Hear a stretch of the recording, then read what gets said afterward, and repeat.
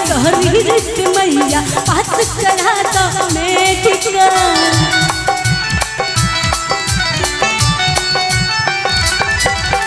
पास करा दो रित मैया। और चाहूंगी कि इनके कोई खो गए। बोले सच्चे दरबार की, बोले शेरों वाली मैया की।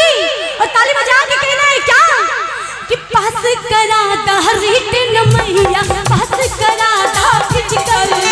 फिटबार सहरी रित मैया पास करा दा मेडिकल। क्या बात कि माँ पास करा दा रिटन मैया पास करा दा फिजिकल।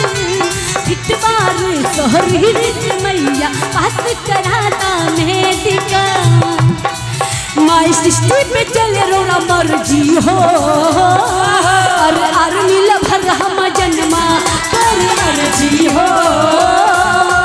देह पे चढ़ाता देवी मैया मर्जी हो।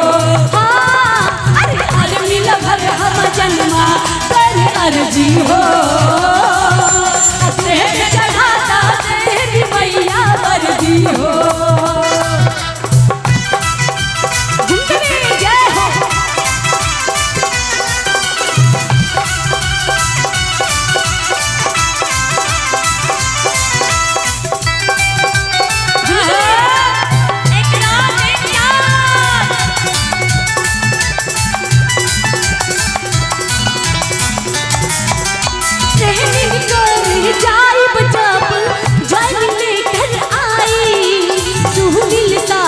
ओहो साल जग राता कर पाई।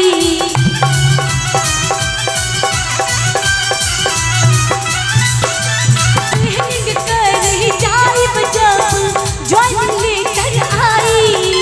सुनील सागर ओहो साल जग राता कर पाई। और क्या तबे कर शादी देह में लागी हल्दी हो। अरे मिल भर हम जन्मा कर अर्जी हो।